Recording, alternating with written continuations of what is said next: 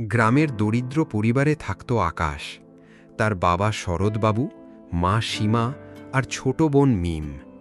আকাশ ছিল পরিবারের বড় ভরসা। বাবার ছোট্ট রিকশার আয়ে কোনো মতে সংসার চলত।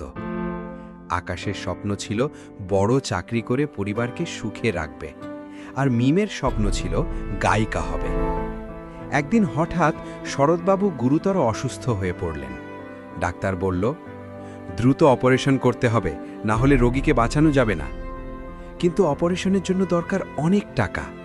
মা কান্না করে বললেন, এত টাকা আমরা কোথায় পাব? আকাশ তখন সিদ্ধান্ত নিল শহরে যাবে কাজের খোঁজে।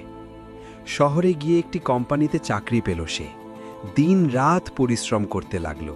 নিজে ঠিকমতো না খেয়ে টাকা জমাতে লাগলো বাবার চিকিৎসার জন্য। এদিকে মিম গ্রামের অনুষ্ঠানে গান গেয়ে সবাইকে মুগ্ধ করছিল। প্রতিবার গান গাওয়ার আগে সে বলতো, আমার ভাই একদিন অনেক বড় মানুষ হবে। কয়েক মাস পর অনেক কষ্টে আকাশ অপারেশনের টাকা পাঠালো। শরৎবাবুর অপারেশন সফল হলো। পুরো পরিবার খুশিতে কেঁদে ফেলল। কিন্তু তখনই সামনে এলো ভয়ঙ্কর সত্য। অতিরিক্ত কাজ আর অসুস্থ শরীর নিয়ে বেঁচে ছিল আকাশ। ডাক্তার জানালো তার কিডনিতে গুরুতর সমস্যা হয়েছে। আকাশ কাউকে কিছু জানায়নি, কারণ সে চেয়েছিল পরিবারের মুখে হাসি দেখতে। একদিন হঠাৎ আকাশ অফিসে অজ্ঞান হয়ে পড়ে।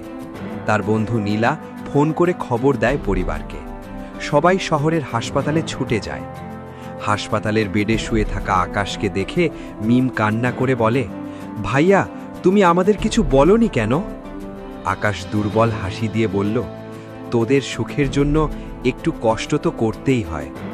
তারপর সে মিমের হাতে একটা খাম দিল, বলল, এটা পরে খুলিস। কিছুক্ষণ পর ধীরে ধীরে আকাশের হাত নিস্তেজ হয়ে গেল। পুরো হাসপাতাল জুড়ে কান্নার শব্দ ছড়িয়ে পড়ল। কয়েকদিন পর মিম খাম খুলে দেখল একটা চিঠি। চিঠিতে লেখা, প্রিয় মিম, কাঁদিস না, তুই গান ছাড়বি না, বাবা মায়ের খেয়াল রাখবি, আর মনে রাখিস মানুষের সবচেয়ে বড় সফলতা হলো পরিবারের মুখে হাসি ফোটানো। তোর ভাই আকাশ। 1 বছর পর মিম বড় গায়িকা হয়েছে। হাজার মানুষের সামনে গান গাইছে। উপস্থাপক জিজ্ঞেস করল, আপনার জীবনের সবচেয়ে বড় অনুপ্রেরণা কে? মিম চোখের পানি মুছে বলল, আমার ভাই, যে নিজের জীবন দিয়ে আমাদের বাঁচিয়ে গেছে।